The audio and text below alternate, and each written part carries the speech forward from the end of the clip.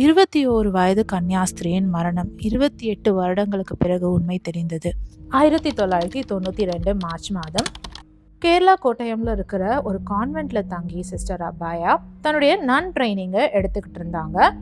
நல்லா படிக்கக்கூடிய 21 வயதான அபாயா சிஸ்டர் சம்பவத்தன்று காலை 4 மணிக்கு அலாரம் வச்சு படிக்கிறதுக்காக எழுந்தாங்க. படிச்சுக்கிட்டே இருக்கும் பொழுது தனக்கு தண்ணி தாகம் எடுத்ததுனால கான்வென்ட்ல இருக்க கிச்சனுக்கு தண்ணி குடிக்கிறதுக்காக எழுந்து போறாங்க.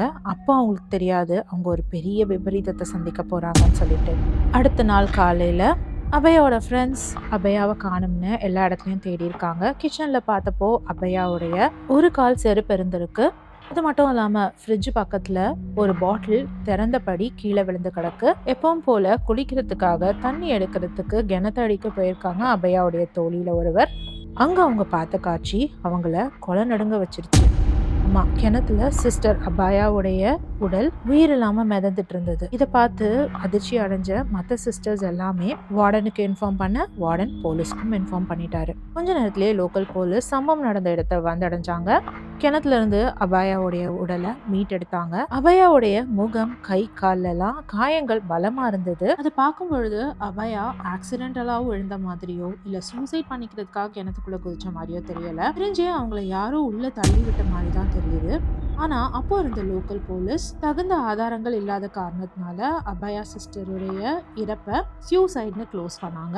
ஆனா இந்த முடிவு மக்களிடையே பயங்கர அதிருப்தியை தந்தது. அது எப்படி கான்வென்ட்ல படிக்கிற ஒரு ஸ்டூடெண்ட் கான்வென்ட்குள்ளேயே இருக்கிற ஒரு கிணத்துல விழுந்து செத்து போயிருக்காங்க, சூசைட்னு இவ்வளோ ஈஸியா மூடி மறைக்கிறாங்களேன்னு ஒரு பக்கம். இதுல கண்டிப்பா பெரிய தலைங்களோட சம்பந்தம் இருக்குப்பா அப்படின்ட்டு நிறைய பேர் விவாதிக்க ஆரம்பிச்சாங்க. சிஸ்டர் அபாயாவுடைய மரணம் ஒரு டாக் ஆஃப் த டவுனாகவும் நியூஸ்ல ஹெட்லைன்ஸாகவும் மாறினதுனால வெளியிருந்து வந்த அதிகப்படியான ப்ரெஷர்னால போலீஸ் கிட்ட இருந்து சிபிஐக்கு கேஸ் கை மாறுச்சு. அப்ப பார்த்த போது தடயங்கள்ல பல தடயங்கள் அழிக்கப்பட்டிருந்தது. அபயாவுடைய போஸ்ட்மார்ட்டம் ரிப்போர்ட்டும் ரொம்ப தெளிவா இல்ல. அபயாவுடைய போஸ்ட்மார்ட்டம் ரிப்போர்ட்டும் நிறைய ஆல்டர் செய்யப்பட்டிருந்தது. சாட்சிகள் அழிக்கப்பட்டிருந்தது.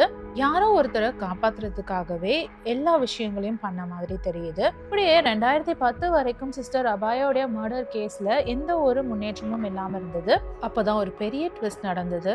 அடகா ராஜு அப்படிங்கிற ஒரு திருடன் இந்த கேஸுக்கு ஒரு மிகப்பெரிய முக்கிய சாட்சியானாரு. இவர் கொடுத்த அதிர்ச்சி தகவல் தான் இந்த கேஸையே புரட்டி போட்டுச்சுன்னு சொல்லலாம். அடகா ராஜு இவர் ஒரு திருடன். 1992 மார்ச் மாதம் சம்பவம் நடந்த நாள் அன்னைக்கு ராஜு அந்த கான்வென்ட் உள்ள காம்பவுண்ட் வால் எகிரி குதிச்சு திருடுறதுக்காக உள்ள போயிருக்காரு. அங்க இருந்த காப்பர் ஸ்டீல் ஐட்டங்களை திருடலாம் தான் உள்ள போயிருக்காரு. அப்படி உள்ள போன ராஜு முக்கியமான ஒரு விஷயத்த அன்னைக்கு ராத்திரி அவர் பார்த்திருக்காரு. ஃபாதர் தாமஸ் கத்தூர் அவர்கள் இரவு நேரத்துல லேடிஸ் ஹாஸ்டல் பக்கமா போறத பார்த்திருக்காரு. இந்த நேரத்துல இவர் எதுக்கு லேடிஸ் ஹாஸ்டல் பக்கம் வந்திருக்காரு அப்படின்னு ராஜுவும் நினைச்சிருக்காரு. ஆனா அதை பத்தி ரொம்ப யோசிக்காம தான் எதுக்கு வந்தமோ அந்த வேலையை பார்த்துட்டு அவரும் அந்த இடத்துல இருந்து கிளம்பிட்டு இருக்காரு. அடுத்த நாள் காலையில சிஸ்டர் அபயாவுடைய மரணத்தை நியூஸ் பேப்பர்ல படிச்சு பார்த்துட்டு நான் பார்த்த அந்த காட்சியை எப்படி போலீஸ் கிட்ட சொல்றதுன்னு பயந்துட்டு அப்போதைக்கு அவர் சொல்லாமலே விட்டுருக்காரு. நான் போலீஸ் கிட்ட சொன்னா பிரீஸ்ட மட்டும் நம்ம மாட்டி விட மாட்டோம், நம்மளும் மாட்டிப்போங்கிற பயத்துலதான் அவர் சொல்லாம இருந்திருக்காரு. எப்போ இந்த கேஸ் முடிவில்லாம சிபிஐக்கு மாறிச்சோ 1993ஆம் ஆண்டு அடகா ராஜு அவர்கள் சிபிஐ கிட்ட போய் உண்மையை சொல்லியிருக்காரு. ஆனா அப்போ இருந்த சிபிஐ ஆபீசர்ஸ் ராஜு அவர்கள் கிட்டேயே பேரம் பேசியிருக்காங்க. இந்த கொலையை நீங்க செஞ்சதா ஒத்துக்கிற பட்சத்துல உங்க குடும்பத்துக்கு 2 லட்சம் ரூபாய் பணமும் சீக்கிரமா இந்த கேஸ்ல இருந்து வெளியே வரதுக்கு உதவியும் செய்யணும்னு சொல்லியிருக்காங்க. அதை ஒத்துக்க மறுத்த அடகா ராஜுவை பல கேஸ்கள் மேல போட்டுருவேன்னு மிரட்டியும் இருந்திருக்காங்க. கொஞ்ச நாள் வச்சு டார்ச்சரும் பண்ணியிருக்காங்க.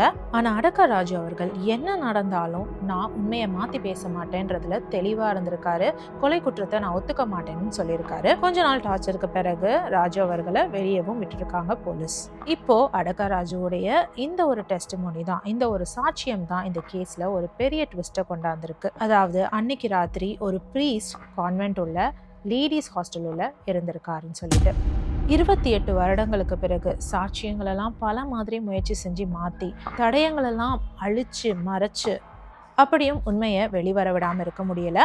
கடைசியாக 2020 ஃபாதர் தாமஸ் கத்தூரையும் சிஸ்டர் ஸ்டெஃபியையும் அரெஸ்ட் பண்ணாங்க. இவங்களுக்கு சிஸ்டர் அபயா கேஸில் ஒரு பெரிய பங்களிப்பு இருக்குது அப்படின்னு ஆதாரப்பூர்வமான சாட்சிகளை வச்சு நிரூபிச்சிருக்காங்க. ஃபாதர் தாமஸ் கத்தூர் ஒரு கேத்தோலிக் பிரீஸ்ட், சிஸ்டர் ஸ்டெஃபி ஒரு Catholic nun. As per the file என்ன நடந்திருக்கும்னு யோகிச்சிருக்காங்கன்னா 1992ஆம் ஆண்டு மார்ச் மாதம் சிஸ்டர் அபாயா தண்ணி குடிக்கிறதுக்காக கிச்சன் போயிருக்காங்க. அப்படி கிச்சன் போன சிஸ்டர் அபாயா ஃபாதர் தாமஸ் கத்தூரியும் சிஸ்டர் ஸ்டெஃபியையும் ஒரு காம்ப்ரமைசிங் சிச்சுவேஷன்ல பார்த்திருக்காங்க.